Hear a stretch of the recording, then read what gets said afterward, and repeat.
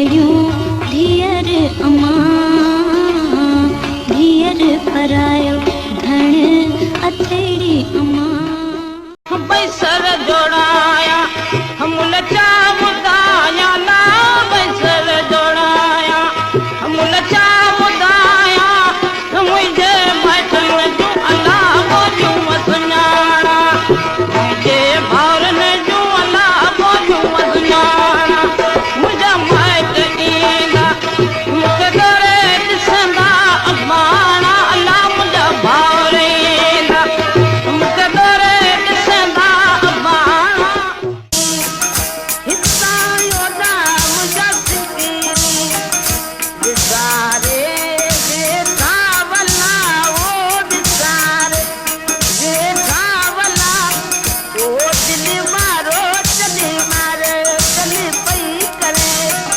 वो दिल कोया रली पई करे। को वक़्तु हो जॾहिं रेडियो पाकिस्तान हैदराबाद तां तमामु घणा लोक गीत नशर कया वेंदा हुआ, जिन में हिते जी सकाफ़त जो अक्स ऐं माण्हुनि जी नफ़्सियात जो ओलड़ो हूंदो हो।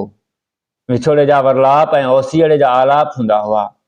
जीजी ज़रीना बलोच, अमीना, नूर बानो, ज़ीनत सदीकी, माई भागी ऐं ॿियनि तमामु घणनि लोक फ़नकारनि शादी विहांउ जे गीतनि खां वठी मुख़्तलिफ़ मौक़नि लाइ लोक गीत ॻाया।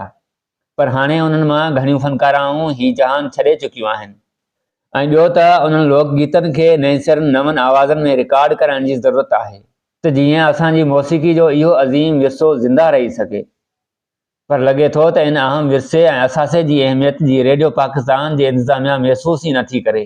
इन खां अॻु जो आवाम जी यादाश्त ताईं इहे लोक गीत विसरी वञनि, रेडियो पाकिस्तान जे मुख़्तलिफ़ स्टेशननि तां रोज़ानो ही लोक गीत कसरत सां नशर थियणु घुरिजनि ऐं इन्हनि जी नए सिर नई फ़नकारनि जे आवाज़ में रिकॉर्डिंग जी ज़िम्मेवारी पिणु पूरी कई वञे। सिंधी टीवी चैनलनि ते बि इहे गीत नए सिर रिकॉर्ड करणु घुरिजनि। उमर कोराई, मीरपुर, माथिलो।